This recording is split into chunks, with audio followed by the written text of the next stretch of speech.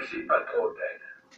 Si tu tournes ce machin-là, ce sera probablement écrit fait en Corée. Tu vois ça, j'en doute, Johnny. Aucune porte, aucune charnière, rien du tout. Je parie que si on vérifie avec un micromètre laser, on va découvrir que c'est une sphère parfaite.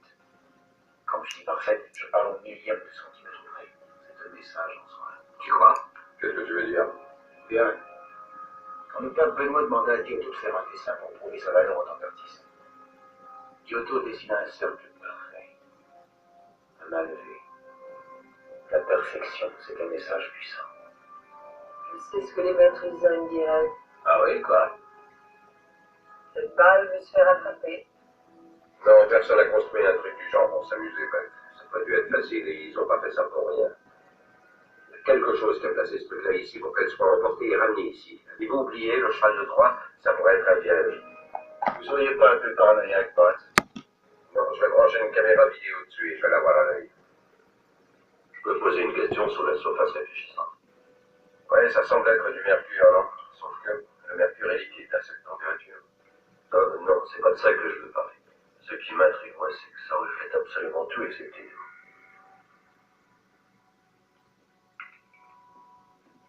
J'aime pas être le seul non-scientifique à découvrir ça. Vous me comprenez? C'est quoi, selon vous? J'en sais rien. Quoi que ce soit, c'est extraterrestre. L'analyse. Un vaisseau spatial américain avec des matériaux et une technologie plus avancée que tout ce qu'on peut connaître s'écrase dans l'océan. Si c'est écrasé, pourquoi il est pas endommagé? Les matériaux sont manifestement super résistants. Si c'est le cas, pourquoi ça s'est ébréché quand t'as tapé dessus? Ok. Parfait. Ça ne s'est pas écrasé, c'est arrivé. Il y a 300 ans de ça. Oui, mais d'où? Non pas d'où, mais de quand. Tu veux dire que ce truc aurait pris un mauvais virage? Oui, c'est exact. C'est vrai, si jamais le vaisseau s'était par inadvertance retrouvé dans un trou noir. Il est arrivé dans notre passé de son présent à lui. Quels étaient les dates que tu as vues dans l'enregistrement? 43-47. Voilà, il faut que ce soit 2043-2047. Et l'image que tu as aperçue sur le moniteur, d'après ce que tu as décrit, ça a l'air exactement d'un trou noir, une déchirure On dans sait ce que l'espace. c'est un trou noir, Ted. Ouais, je sais pas ce que c'est un trou noir. Un trou noir, c'est une étoile morte, éteinte, qui a tellement de gravité qu'elle agit comme un gros aspirateur aspirant en elle tout ce qui s'y trouve. La lumière, les poussières interstellaires, le temps.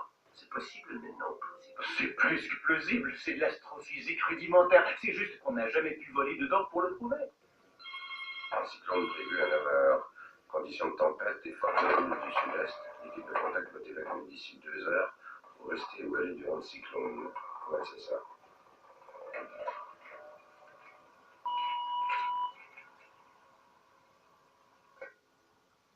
Je viens de recevoir les conditions météo. Ils attendent un gros coup de vent là-haut. Ils nous demandent de rentrer. Ils nous demandent de rentrer. Une minute, qu'est-ce que ça veut dire, ils nous demandent de rentrer?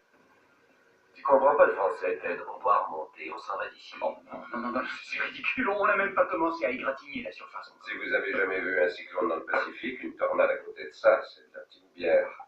Alors je vous suggère de retourner dans votre dortoir et de faire un somme. Alors vous allez allez... abaisser votre métabolisme avant de commencer la décompression. Vous allez laisser un vaisseau spatial qui a voyagé dans le temps, dans le fond de l'océan? Je ne vais que suivre mes ordres, Ted. On est l'équipe de bienvenue des extraterrestres, Ted. Il n'y a pas d'extraterrestres, c'est des voitures d'Amérique. Où veux-tu en venir? On fait que moi, je suis biochimiste et qu'il n'y a pas de vie là-dessous. Qu'est-ce qui vous arrive? Tout ça signifie pas qu'il n'y a rien à apprendre, à explorer, c'est bien. Tu as raison, Ted.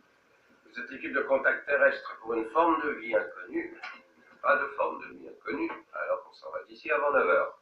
Non, tu pourrais lui dire quelque chose. Quoi? J'en sais rien, t'as pas d'opinion, toi, là-dessus? Oui, je suis ravi qu'on remonte à la surface.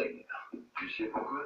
Eh bien, je sais pas pour toi, mais c'est vrai que la bouffe ici est géniale. Seulement, au moins là-haut, mes oreilles exploseront pas. Et quand j'enlève ce truc-là de mon cou, on dirait que quelqu'un est en train de m'arracher les fouilles. Alors rentre vite.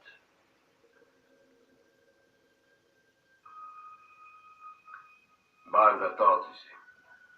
Qu'est-ce que tu veux dire à propos du cyclone? Non, à propos de la sphère. Quoi à propos de la sphère? Elle est vivante.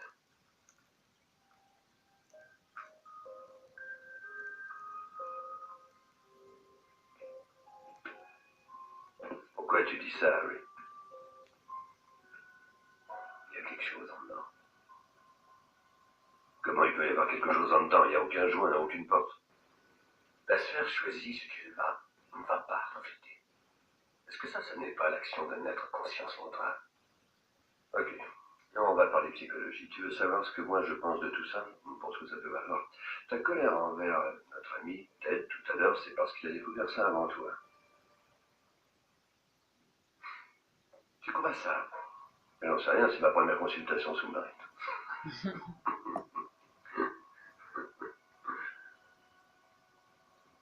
T'as raison. Ted a découvert ça le premier, c'est vrai. T'es un bon psy.